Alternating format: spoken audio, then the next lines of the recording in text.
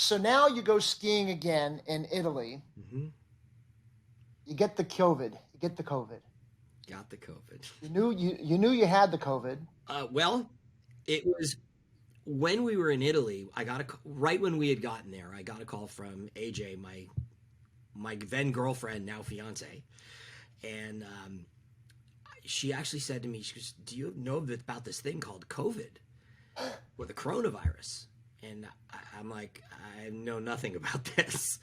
And she's like, "It's in northern Italy where you are. Be careful."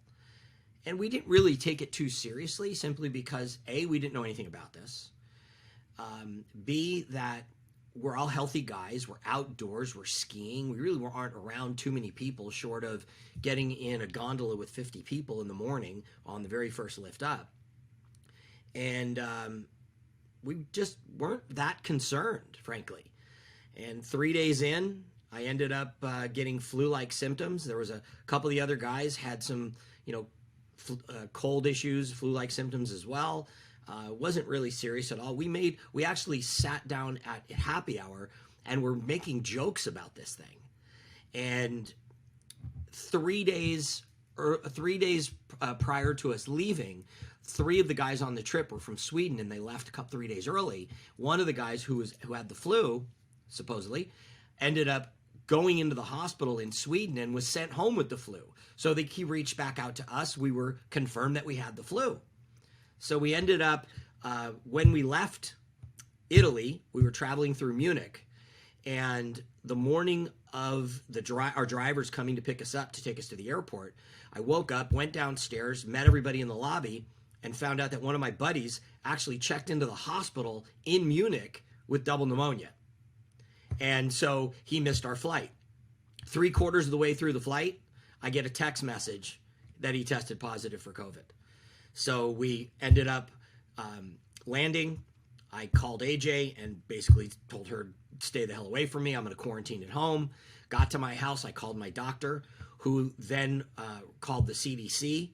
They reached out to me and said, we're going to send a guy over in a van with hazmat gear to come pick you up, take you to our office, and test me.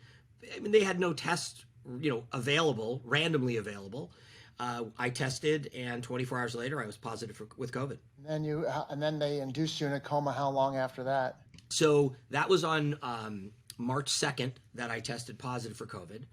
On March 4th, a friend of mine had called me and started asking me questions of, where did I go? Who picked me up to take the test? And I had such brain fog at that particular time, and I was gurgling in my own lungs.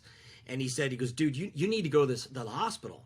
And I was pushing back. He got another friend of ours on the phone that's a retired surgeon. And he ended up calling around to all these different hospitals, Cedars, USC, UCLA, St. John's. Nobody would take a COVID patient at that particular point in time. And they said, well, go to the emergency room. Well, if you go to the emergency room, you infect everybody. Right. So that wasn't an option. And then when he contacted St. Joe's Hospital in Burbank, they welcomed me with open arms. And he called me up and he's like, hey, I got it ready.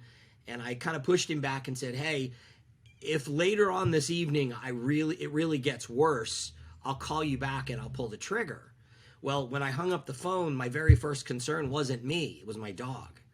So I called around to get my dog taken care of. I called my trainer. I called my dog trainer. I called my housekeeper who was taking care of my dog when I was in Italy. Nobody would touch the dog based on the fact of being exposed to COVID. We didn't know anything about COVID at this point.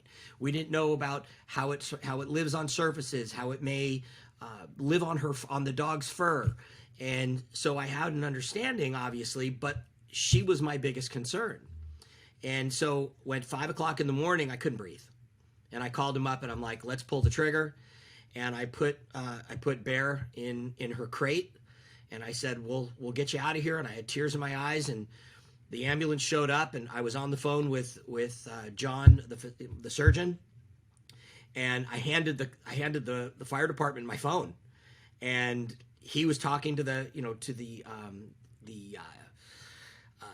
ambulance guys, and just coaching them all on what's going on, making sure that they had hazmat gear and they were prepared. And they took me to the hospital on morning of March 5th. And I was intubated on March 7th. They came into my room and they said, your oxygen saturation is so low that we need to intubate you. Well, I had no idea what that was all about. In fact, I called John to say they want to intubate me, and should I do this? And I handed the phone again to my doctor, who talked to John, and he got back on the phone with me and he's like, let's go. You need it or you're going to die. And I turned to one of the nurses and I said, I don't want to die.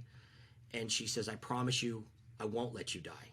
Well, I went forward through this and got intubated. A week later, that nurse contacted AJ and my sister and said, I can't sleep at night because I made a promise to Gregg I don't think I'm going to keep. And I was given a 1% chance of survival.